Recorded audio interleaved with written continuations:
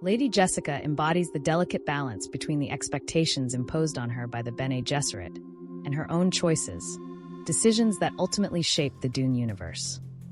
Her transformation from a devoted acolyte of the Sisterhood to a concubine who defies the very foundations of her training for her duke highlights the extraordinary power of love.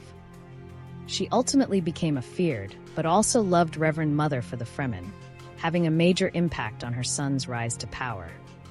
Some choices she made throughout her journey carried serious consequences, with her daughter Alia being a victim of those mistakes. Jessica is not a hero, nor is she an evil villain. Her story is one of resilience, adaptability, and the enduring legacy she leaves behind.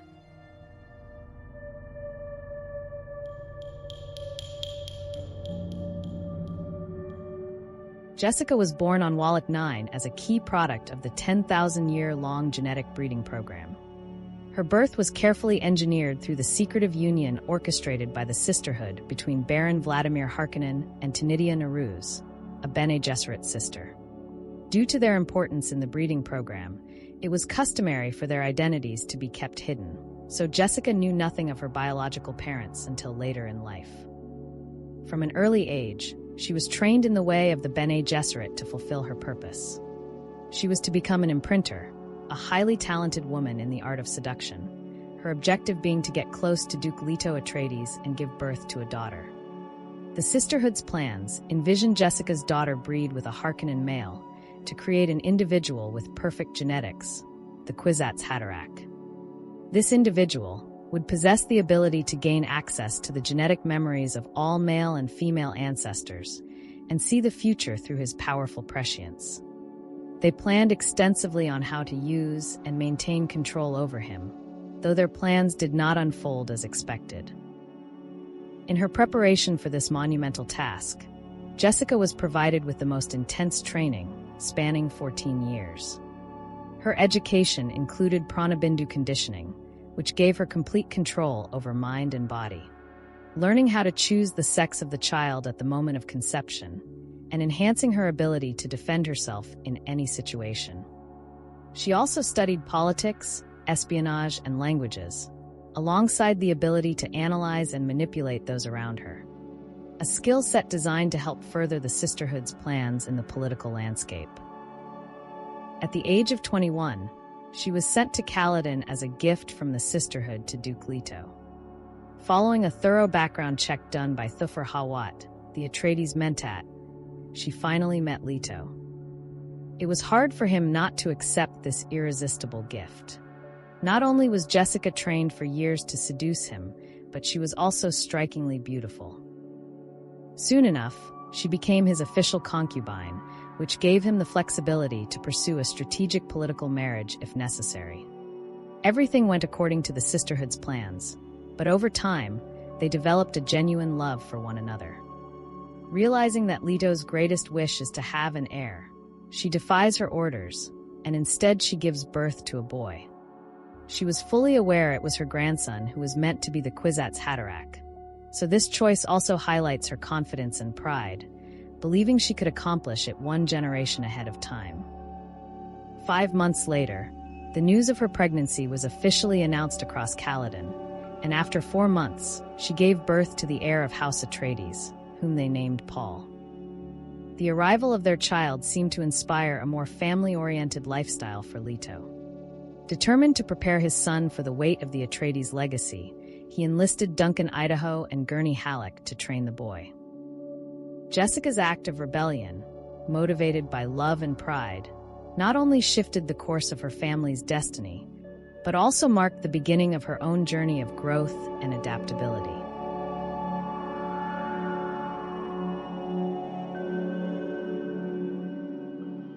Jessica was 37 years old when House Atreides received the news that Emperor Shaddam IV had ordered the Harkonnens to withdraw from Dune and granted control of the planet to Duke Leto. Everyone in the Imperium knows that Arrakis is the most important planet in the universe, being the only known location where the spice can be harvested. Leto is also growing increasingly popular among the great houses of the Landsraad, which raises suspicions that the Emperor's decision might be part of a political trap. In the week leading up to their departure for the desert world, Jessica's former teacher from Wallach 9 arrives on Caladan. Early the next morning, she is visibly anxious when she enters Paul's room. She asks him to speak openly about his dreams with her former teacher and walks with him to her morning chamber. Reverend Mother Gazalin Mohayim orders her to leave the room, and she has no choice but to do it. She is deeply worried for her son, reciting the litany against fear to calm herself down. She understands the agonizing pain her son is about to experience, having endured the same test during her time on Wallach 9. Shortly after, she is called back inside, feeling immense relief that Paul is still alive. They talk about the role of the Sisterhood in the Imperium, the importance of testing individuals with the Gom Jabbar, and the possibility that he may indeed be the long-awaited Kwisatz Haderach. That evening, the Reverend Mother confronts her for disobeying the Bene Gesserit's instructions. Mohayim warns her of the dangers awaiting the Atreides on Arrakis, pointing out that the Emperor and his allies in the Landsraad control over 59% of the CHOAM directorship's votes. She believes that Duke Leto will die soon after they arrive on Dune, with Jessica and Paul becoming outcasts. Despite this, Missionaria Protectiva has been there and done its job among the Fremen, spreading prophecies that might help the two of them survive. With tears in her eyes, she accepts that neither she nor the Sisterhood has the power to change the events to come. Soon, they arrived in Arrakis, the capital city of Arrakis. Jessica is standing next to stacks of boxes filled with their belongings, surveying the unfamiliar surroundings of her new home, and Duke Leto joins her, sharing ideas on how they could make this new environment feel more welcoming. They also discuss the legends circulating within the Fremen community regarding a prophesied Messiah. Among the Fremen servants hired was Shadout Mapes, who was assigned as the chief housekeeper. Using her sharp observational skills and knowledge of the seated legends, Jessica quickly realizes that she is carrying a hidden weapon. The Fremen reveals the blade, and she correctly identifies it as a crysknife. Seeing this as a fulfillment of the prophecy, the coming of a Bene Gesserit and her son on Dune, Mapes calls her the Chosen One, and gives her the crysknife as a gift. While searching for her son around the palace, she comes across Dr. Yue in one of the rooms. They talk about how the Fremen are going to react towards House Atreides, considering they're now in charge of spice harvesting, hoping they are going to be viewed as a better option compared to the oppressive Harkonnens. Throughout the conversation, Yue struggles with overwhelming guilt over his impending betrayal. Even though he holds a deep respect for House Atreides, he is forced by Baron Harkonnen to follow this dark path.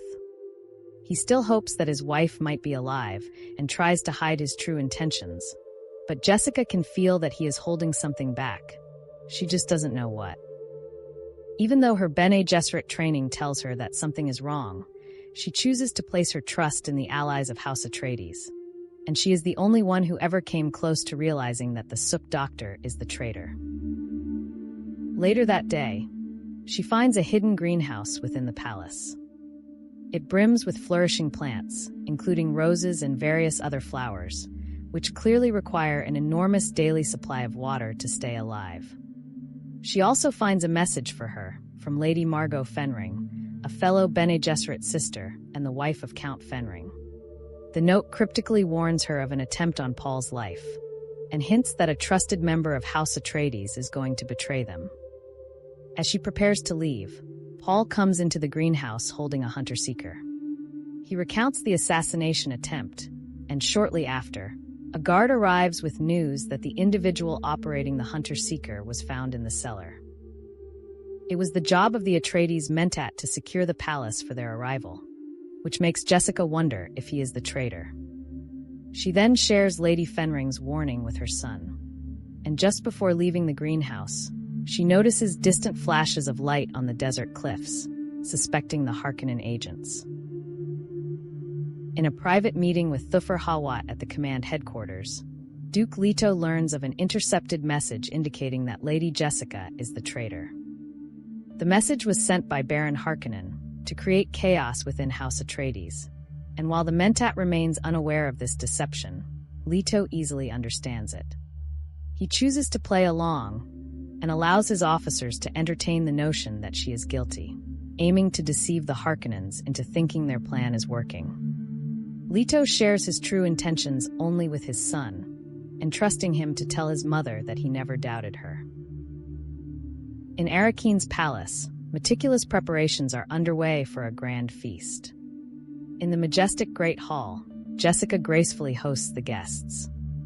Among them is the imperial planetologist Dr. Liet Kynes, and Jessica also invited Esmar Tuek, the leader of the spice smugglers.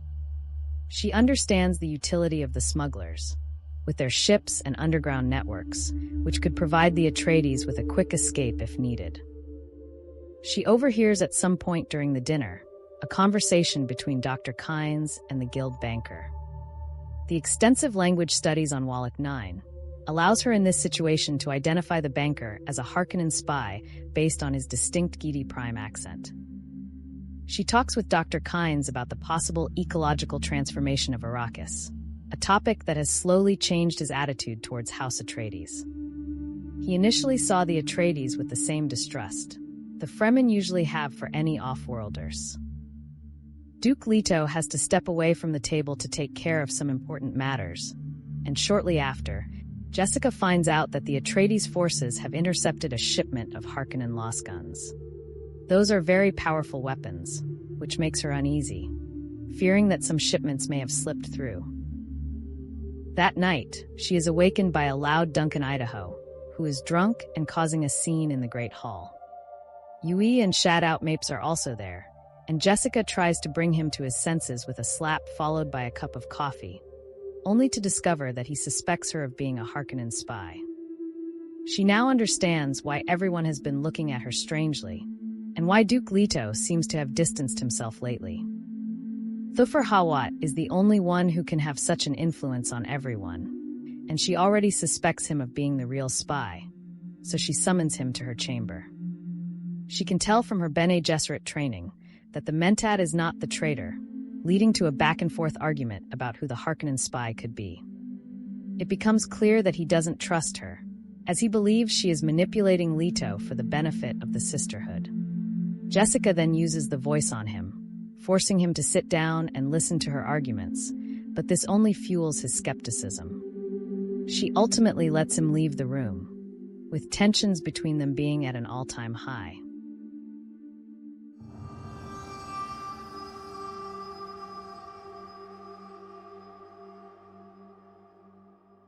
Not long after, the prediction made by Reverend Mother Mohiam came true. House Harkonnen launched the attack on Arrakis, and the Emperor supplied Sardaukar troops disguised as Harkonnens to conceal their identity. Dr. Yui played a critical role in disabling the main shield generator, leaving the compound vulnerable. Although he betrayed Duke Leto, he promised to protect his family. Jessica regains consciousness after she has been drugged in her bedroom, and she now lies restrained and gagged in the cellar. She hears footsteps, and as the door creaks open, she finds herself face-to-face with Baron Harkonnen and his Mentat. As a reward for his role in the Atreides' downfall, Piter wanted Lady Jessica for himself, but now the Baron forces him to choose between her and control over Dune. Using her truth sense, she can tell that the Baron is lying either way. In the end, he chooses the power. Paul is also brought into the room, and they are later transported with an ornithopter towards the open desert by 2 Harkonnen soldiers. They want to be safe in case they must face a truthsayer, so the Baron decides to let the sandworms take care of them. Using the voice to get control over one of the guards, Paul forces him to ungag his mother. They eliminate both guards and start searching the ornithopter, finding a hidden package left by Yui, containing critical supplies such as stillsuits, food, and Leto's ducal ring. They are soon found by Duncan Idaho, who takes them aboard his thopter, and he leaves them on the rocky terrain before he returns to find any Atreides survivors. They are taking shelter inside a traditional Fremen tent, and Paul starts to experience an intense surge of awareness, a growing sense of terrible purpose that had consumed him since his meeting with the Reverend Mother. Over the radio, they receive news of the Harkonnen victory in Arrakis. Jessica is overcome with grief when she realizes that Leto is dead, and she finally finds out from her son that he had never doubted her loyalty. Due to exposure to high quantities of spice in the air, Paul starts to experience prescient visions. He predicts the birth of his sister, which leaves Jessica puzzled because she didn't tell anyone. But even more shocking is the revelation that her biological father is Baron Vladimir Harkonnen. He can also see the Fremen rallying behind his name, spreading a devastating holy war across the universe. It's been a while since Duncan left, and a sandstorm buried the tent under layers of sand.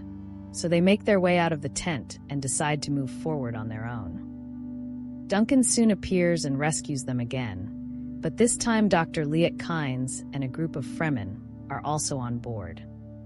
Dr. Kynes leads the group to one of the old Imperial bases, now used by the Fremen for ecological experiments, where they talk about the idea of revealing the secret alliance between the Emperor and House Harkonnen, leveraging the threat of disclosing the truth to the Landsraad High Council. The Sardaukar troops found them, and Duncan Idaho sacrifices himself to buy the others time to run away. Choosing to part ways temporarily, Dr. Kynes instructs Jessica and Paul to find the ornithopter and fly into a sandstorm. The winds are relentless, but the craft reaches a safe zone, and they ride the storm. With wind speeds exceeding 800 kilometers per hour, the Harkonnens assume they have died. They eventually get out of the storm, crash-landing the thopter in the open desert, and they run towards the rocky area, knowing the noise will attract the sandworms. They plan to travel by night and rest during the scorching daytime heat.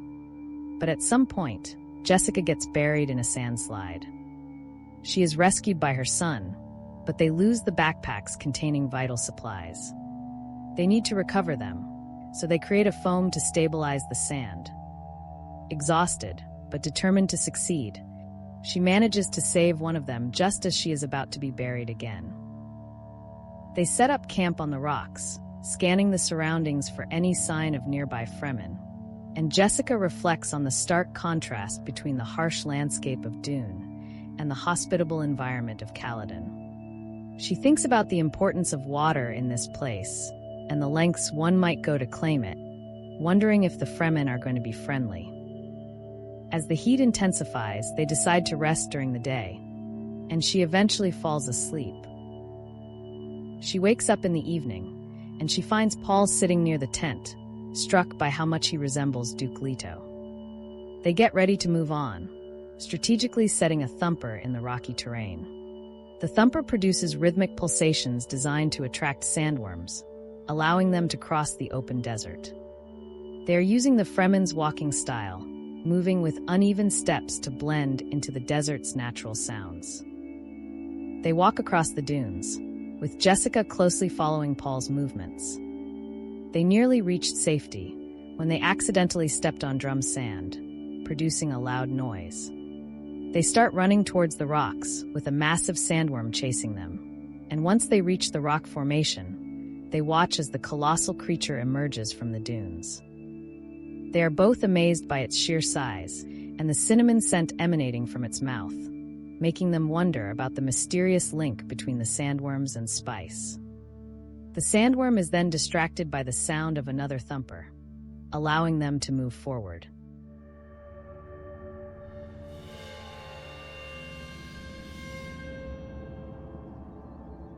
Climbing the rocky cliff, they reach the top, and out of nowhere, they find themselves surrounded by Fremen. Jessica knows Chakabsa, their native language, and she tries to understand what are they talking about. She briefly considers using the voice on their leader, but she realizes that this is not the best course of action. Turns out the group's leader is Stilgar, the Fremen who came to the headquarters with Duncan Idaho, and he decides to accept Paul into his tribe. He thinks the boy is young and can be taught the ways of the Fremen, but he is also intrigued by the rumors that he might be their prophesied messiah. When it comes to Jessica, Stilgar believes she is too old to learn their ways, and views her as a liability, so he chooses to eliminate her and claim the water for the tribe. Anticipating the danger, she pretends to collapse, and when Stilgar approaches with his blade, she swiftly disarms him, pinning him helpless against the rocks. The Fremen are ready to attack, but Stilgar stops them. He is now impressed by her remarkable fighting skills and the value she could bring to the tribe. He ultimately decides to accept both of them, with the condition that she teaches him this unique fighting style that he calls the Weirding Way. After a long journey throughout the night, they arrive at the Cave of the Ridges in the morning. They need to rest during the day and continue after nightfall, which gives Jessica the chance to talk with Stilgar. She finds out more about their efforts to change the climate of Arrakis, gathering spice in the heat of the day to bribe the Spacing Guild to keep their satellites away from the southern hemisphere. Stilgar also explains their tradition of being led by the strongest individual among them, and since Jessica has outmatched him in combat, she would soon be expected to challenge him for the leadership of the tribe. To avoid this, he suggests she could become one of his wives, without the need for any physical intimacy. But Jessica chooses to become the new Sayadina and replace their old Reverend Mother when the time comes. She then recites an ancient Fremen ritual that she remembers, impressing those gathered around her. She is fully aware of her role and cleverly uses the deeply ingrained myths and prophecies seeded long ago by the Bene Gesserit to solidify her identity as the foretold Reverend Mother. Jessica wakes up in the evening, reflecting on her peaceful sleep and the newfound comfort among the Fremen. She sees Stilgar entering the cave, sensing the atmosphere growing increasingly tense, and soon finds out that Jamis, a member of the tribe, wants to test the prophecy of the Sayadina by challenging Paul as her champion. He is entitled to call upon the Amptal, and although she tries to compel him to fight her by using the voice, he invokes the right of silence on her. All Fremen in the cave are displeased with his behavior, but neither Jessica nor Stilgar can convince him to withdraw his challenge. They strip down their stillsuits and the fight begins. It's quite clear that Paul is a better fighter due to his Pranabindu training provided by his mother and years of training with his swordmaster. He is reluctant at first because he had never been in a real fight before, but he remembers what he learned from Gurney Halleck and Duncan Idaho and eventually delivers a decisive strike with the crysknife, leaving Jamis lifeless on the ground. He never took someone's life before, so Jessica goes to him and asks how it feels, trying to prevent him from taking satisfaction in such victories. Stilgar then finds out that he was not mocking his opponent, and as a sign of honor, gives him the Fremen name Usul. He must now choose a name for himself, and he chooses the name Muad'Dib. After the water ritual, they all ventured into a cavern with towering ceilings, hosting a massive catch basin filled with water. Jessica is deeply impressed by how much respect the Fremen have for this resource, realizing that for them, the importance of water extends beyond mere survival. It holds religious significance, symbolizing their dream of transforming Dune into a green paradise. The group finally arrives at the Sietch, where Jessica notices the strong scent of spice. The Fremen are using it to produce almost anything, from paper to explosives. Everyone finds out that Liet Kynes is dead, and the tribe begins the preparations to leave Sietch Tabr and head south. They need to escape the relentless pursuit of the Sardaukar. The old Reverend Mother is too weak to make the journey, so arrangements are made for the new Sayadina to go through the agony. Chani was their initial choice to succeed the Reverend Mother, but she is too young and lacks the advanced training needed to survive the ritual. More than 10,000 Fremen gathered inside a vast cavern, with Jessica and Stilgar sitting in front of the crowd. She reflects on the imminent trial, thinking about the possible consequences this could have on her unborn child. Even so, she knows this is crucial in securing her role among the Fremen.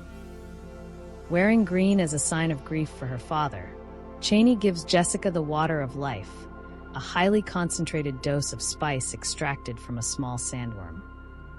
She drinks the liquid and relies on her Bene Gesserit training to change its molecular composition, effectively neutralizing its harmful effects. The process feels as if it drains her life away, but it simultaneously heightens her awareness and slows down time, allowing her to achieve a level of perception she has never experienced before. Her consciousness is merging with that of the former Reverend Mother, who shares her wisdom and life experiences, but also warns her about the profound impacts this transformation will have on her daughter. She gains access to the other memory and inherits the collective memories of all the Reverend Mothers who came before her, a change that affects her unborn daughter as well. There is so much new information, and she finally understands the mysterious link between sandworms and the valuable spice. Jessica must now prove to the Fremen that the water of life has been changed. So Chani takes a drop from her lips and mixes it with the remaining liquid, triggering a chemical reaction that renders the entire sack harmless. The Fremen of the tribe must now drink the liquid. The substance appears to affect the perception of everyone present, and both Paul and Chani experience visions of a future where they have a child together.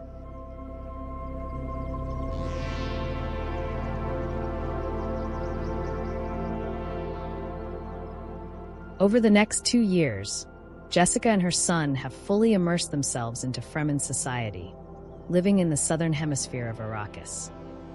She has given birth to her daughter Alia, who behaves and talks like an adult, even though she is only 2 years old. Jessica has a very strong connection with her daughter, often being able to feel her emotions as if they were her own. Alia also gained the other memory, so she was essentially born as a Reverend Mother. Her unusual nature caused many Fremen to spread the rumor that she is a demon, or some sort of supernatural being. Chani and Paul are now a couple, and they have a son named Leto, in honor of Duke Leto's memory. In the last 2 years, Jessica has adapted quite well to the Fremen way of life, although she will never be fully comfortable in this harsh desert environment. The Fremen embraced her as their Reverend Mother, and they treat her with a mixture of love, respect, and fear. One evening, she reflects on her son's upcoming trial of riding a sandworm while getting ready to do her Reverend Mother duties. She is increasingly worried about the growing religious reverence the Fremen have for her son. She usually sends her Sayadina spies to gather information on this matter. She already had a serious discussion with him about the dangers of combining religion and politics, which can cause the Fremen to become blind and eventually get out of control. Jessica knows things can become dangerous if her son gets too much power over the Fremen. She used the prophecy seeded by Missionaria Protectiva when she chose to become a Reverend Mother, but the only thing she cared about was long-term survival, not turning the Fremen into religious fanatics. She is also concerned about his relationship with Chani. She loves her because she gave her a grandson, but she thinks that her son should secure a strategic political marriage. The news of her son's success in riding a sandworm arrives in the south, and this fuels the growing impatience among the young Fremen to see him challenge Stilgar. Jessica travels north, and during a huge gathering, Paul makes it clear in front of the Fremen crowd that he has no intention of challenging for leadership.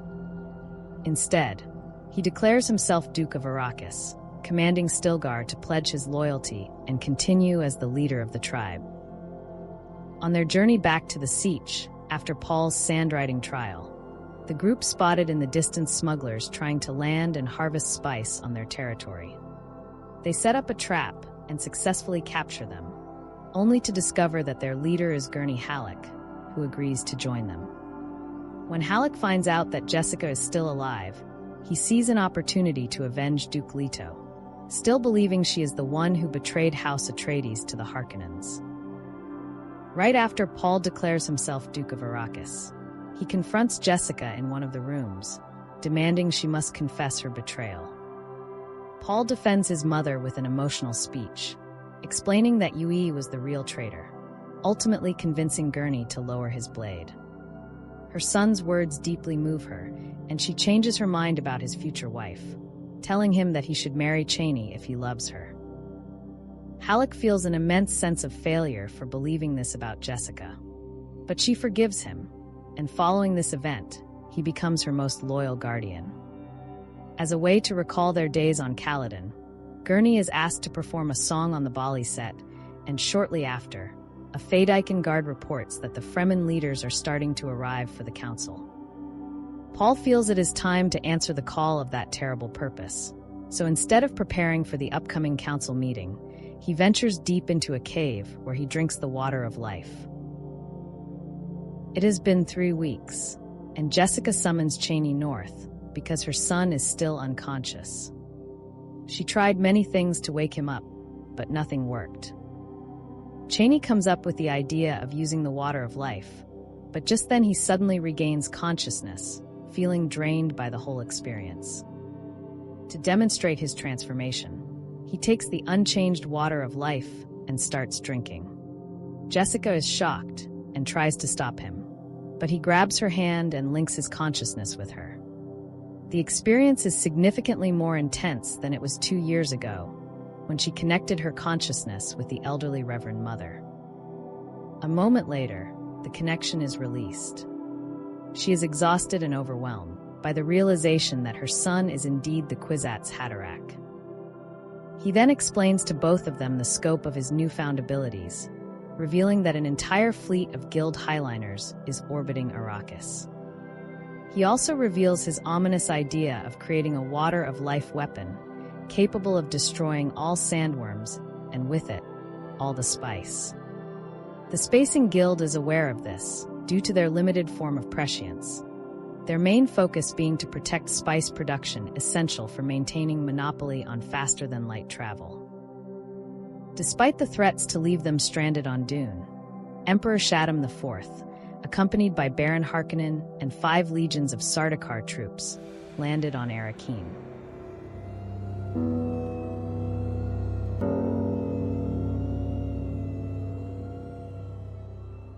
Paul, Stilgar, and Gurney Halleck prepare the Fremen forces for the Battle of Arrakis.